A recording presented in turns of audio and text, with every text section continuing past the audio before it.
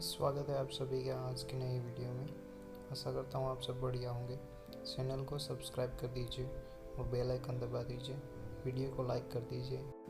अगर आप भारत का इतिहास देखोगे तो आपको पता चलेगा कि भारत में बहुत से ऐसा योद्धा थे जो पराक्रमी और बहादुर थे, जिनकी मृत्यु के बाद उनके दुश्मन भी रोए थे। लेकिन आज हम बात करने वाले हैं पृथ्वीराज चौहान के बारे में। पृथ्वीराज चौहान ने बचपन में ही बिना किसी हथियार के शेर को मारा था।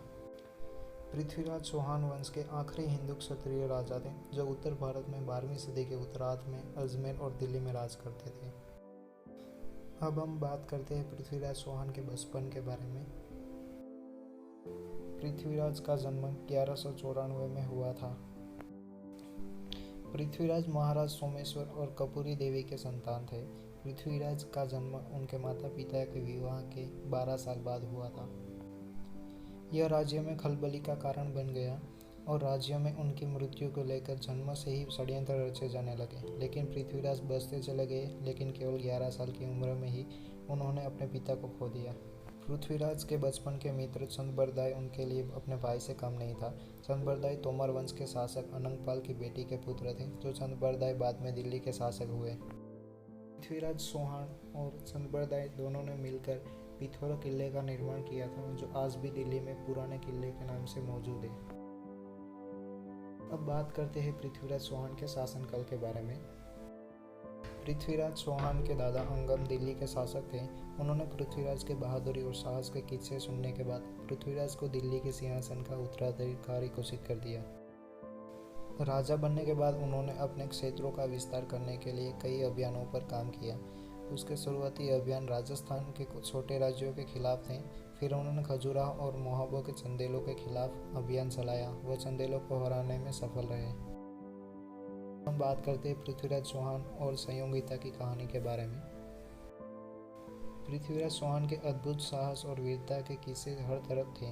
वही जब राजा जयसिंह की बेटी संयोगिता ने उनकी बहादुरी और आकर्षण की किस्से सुने तो उनके हृदय में पृथ्वीराज चौहान के लिए प्रेम भावना उत्पन्न हो गई और वह चोरी छुपे गुप्त रूप से पृथ्वीराज चौहान को पत्र भेजने लगी। वहीं दूसरी तरफ पृथ्वीराज चौहान भी राजकुमारी संयोगिता की खूबसूरती से बेहद प्रभावित थे और वे भी राजकुमारी की तस्वीर देखते ही उनसे प्यार कर बैठे थे। वहीं दूसरी तरफ जब रानी संयोगिता के बारे में उनके पिता और राजा जयसिंह को पता चला तो उन्होंने अपनी बेटी संयोगिता के विवाह के लिए स्वयंवर करने का फैसला लिया। लेकिन उन्होंने स्वयंवर से पहले अश्वमेध यज्ञ करने के बारे में सोचा और जिसका पृथ्वीराज चौहान ने भयंकर विरोध किया था। उन्होंने अपनी बेटी के स्वयंवर के लिए देश के कई छोटे बड़े महान योद्धाओं को न्योता दिया, लेकिन पृथ्वीराज चौहान का अपमान करने के लिए उन्हें न्योता नहीं भेजा और द्वारपालों के स्थान पर उन पृथ्वीराज चौहान की तस्वीरें लगा दी। वहीं स्वयंवर के दिन जब कई बड़े बड़े राजा अपने सौंदर्य के लिए पहचानी जाने वाली राजकुमारी संयोगिता से विवाह करने के लिए शामिल हुए। वहीं स्वयंवर में जब संयोगिता अपने हाथों में वरमाला लेकर एक एक कर सभी राजाओं से पास गुजरी और उनकी नज़र द्वार पर स्थित पृथ्वीराज चौहान की मूर्ति पर पड़ी। राजकुमारी संयोगिता ने पृथ्वीराज चौहान की मूर्ति को वरमाला पहनाकर पृथ्वीराज चौहान को अपना जीवन साथी घोषित कर दिया। वहीं पृथ्वीराज चौहान मूर्ति के पीछे गुप्त रूप से छुपे हुए थे, जिन्होंने बाद में सबको ललकार कर संयोगिता का अपहरण कर लिया। हम बात करते हैं पृथ्वीराज चौहान की सेना के बारे में, तो शायद ही आपको पता होगा। इतिहास के इस महान योद्धा के पास नारायण युद्ध में सिर्फ 2 लाख घुड़सवार सैनिक, 500 हाथी और बहुत से सैनिक शामिल थे। अब हम बात करते हैं पृथ्वीराज चौहान और मोहम्मद गौरी का पहला युद्ध के बारे में। मोहम्मद गौरी है वो पंजाब में अपना राज्य चला रहे थे। वहीं दूसरी तरफ पृथ्वीराज चौहान है वो दिल्ली में अपना शासन कर रहे थे। पृथ्वीराज चौहान पंजाब में भी अपना सिक्का जमाना चाहते थे, लेकिन उस दौरान पंजाब में मोहम्मद सदाब्दीन गौरी का शासन था। वहीं पृथ्वीराज चौहान की पंजाब पर राज करने की इच्छा मोहम्मद गौरी के साथ युद्ध करके ही पूरी हो सकती थी, जिसके बाद पृथ्वीराज चौहान ने अपनी विशाल सेना के साथ मोहम्मद गौरी पर आक्रमण कर दिया। इस हमले के बाद पृथ्वीराज चौहान ने सरहिंद सरस्वती हांसी पर अपना राज स्थापित कर लिया था। लेकिन इसी बीच अनिलवाड़ा में जब मोहम्मद गौरी की सेना ने हमला किया तो तब पृथ्वीराज चौहान का सैन्य बल कमजोर पड़ गया, जिसके चलते पृथ्वीराज चौहान को सरहिंद किले से अपना अधिकार खोना पड़ा। बाद में पृथ्वीराज चौहान ने अकेले ही मोहम्मद गौरी का वीरता के साथ मुकाबला किया, जिसके चलते मोहम्मद गौरी बुरी तरह घायल हो गए, जिसके बाद मोहम्मद गौरी की इस युद्ध को छोड़कर भागना पड़ा। हालांकि इस युद्ध का कोई निष्कर्ष नहीं निकला। वहीं यह युद्ध सिरहंद किले के पास तराइन नाम जगह पर हुआ, इसलिए इसे तराइन का युद्ध भी कहते हैं। वीर योद्धा पृथ्वीराज चौहान ने मोहम्मद गौरी को 16 बार पराजित किया था, लेकिन हर बार उन्होंने इसे जीवित ही छोड़ दिया। वही पृथ्वीराज चौहान से इतनी बार हार जाने के बाद मोहम्मद गौरी ने मन ही मन प्रतिशोध से भर गया था।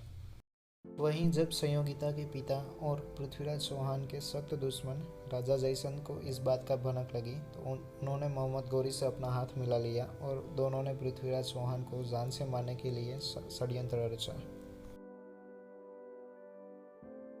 एक तरफ मोहम्मद गौरी और राजा जयसंध दोनों मिले हुए थे और दूसरी तरफ पृथ्वीराज चौहान अकेले ही थे। उन्हें इस बात की भनक नहीं थी।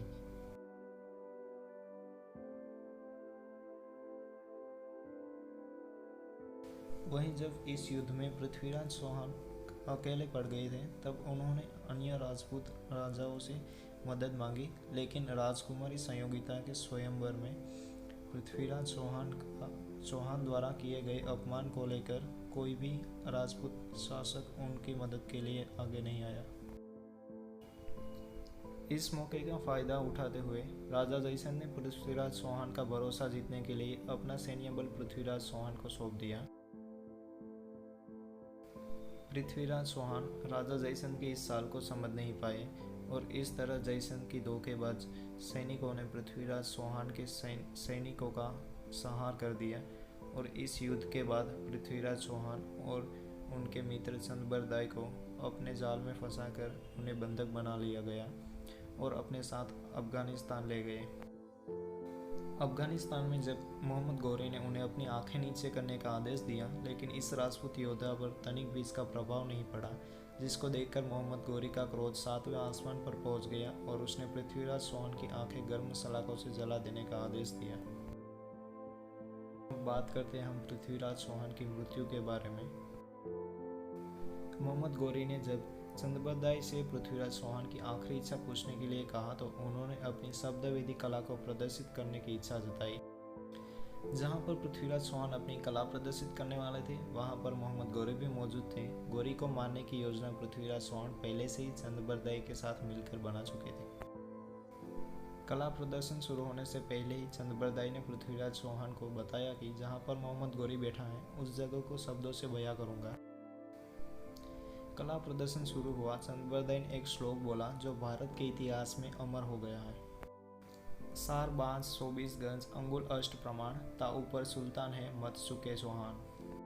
इसके चलते पृथ्वीराज चौहान को पता चल गया और उन्होंने एक तीर चलाया जो सीधा जाकर मोहम्मद गौरी के सीने के आर पार हो गया। मोहम्मद गौरी की मृत्यु के बाद ही पृथ्वीराज चौहान और चंद्रबरदाई ने एक दूसरे को अपनी तलवार से मार दिया, क्योंकि उनको दुश्मन के हाथों से मरना भी पसंद नहीं था।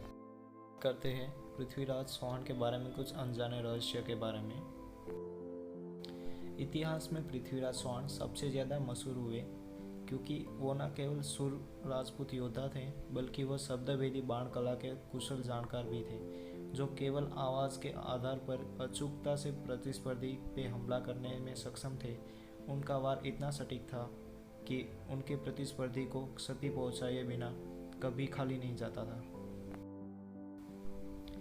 बहुत सालों बाद भारत सरकार के प्रयासों से पृथ्वीराज चौहान के अस्थियों को भारत लाने का प्रस्ताव अफगानिस्तान सरकार के सामने रखा गया था, जिसके अनुसार आदरपूर्वक पृथ्वीराज चौहान की अस्थियों को भारत लाया गया था तथा हिंदू पद्धति अनुसार उसका देह संस्कार पूरा किया गया। पंकज सिंह पुंडीर यानी कि शेरश्री राणा ने कंदाहार से पृथ्वीराज चौहान के कब्र की मिट्टी को साल 2005 में अफगानिस्तान से भारत में लाया था।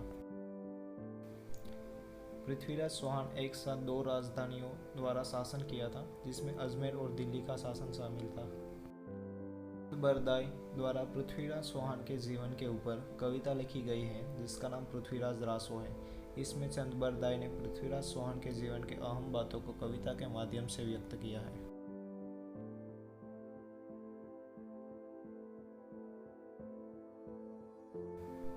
धन्यवाद आप सबका वीडियो देखने के लिए। प्लीज़ चैनल को सब्सक्राइब करना मत भूलिए। सब्सक्राइब कर दीजिए, लाइक कर दीजिए।